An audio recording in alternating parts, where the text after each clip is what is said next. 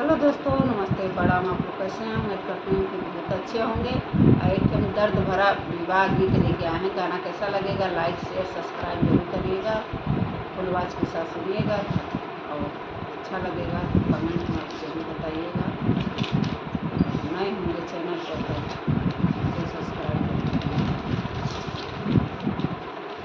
कमना नगरिया पापा तू जुआवा खेला हो, कवना नगरिया गैला हार जी, कवना नगरिया पापा तू जुआवा खेला हो, कवना नगरिया गैला हार जी। छुटी गईले घरवा दुआर जी, छुटी गईले घरवा दुआर जी। बेटी बेटी कही के पापा गोदिया खेलावाला हो, रोज काला दिया मार जी। बेटी बेटी कही के पापा गोदिया खेलावाला हो, रोज कहला दिया मार हो, रोज कहला दिया मार जी। अजूरी से भरी भरी पनिया पिया वाला हो, इतना तू दिहला दुलार जी। आजुरी में भरी भरी पनिया पिया वाला हो, इतना तू दिहला दुलार जी। सब तू भुलाई गईला पापा बिसराई दिहला, बेटी के विदाई कई के सुन भइले घरवा दुआर जी।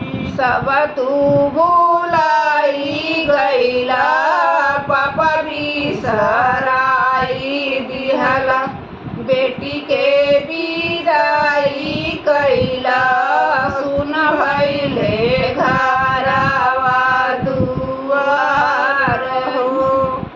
छूटी गईले घर परिवार जी, छूटी गईले घर परिवार जी। हमके पढ़ाई लिखला, हमके पढ़ाई लिखाई दिहला तू ज्ञानवा हो, रोज कहल गईला हमार जी। हमके पढ़ाई लिखला, हमके पढ़ाई लिखाई दिहला तू ज्ञानवा हो, रोज कहल गईला हमार जी। अब काहे रिश्ता तोड़ी हमके भुलाइला हो, अब ताड़स हमके ससुरार जी, भेजताड़ा हम। अब काहे रिश्ता तोड़ला हमके भुलाइला हो, भेजताड़ा हमके ससुरार हो। अब काहे रिश्ता तोड़ला हमके भुलाइला हो, भेजताड़ा हमके ससुरार हो। बेटी के जाई दिहला पापा विदाई कैला, छछने करे जावा हमार हो। बेटी सजाई दिहला पापी सराई दिहला।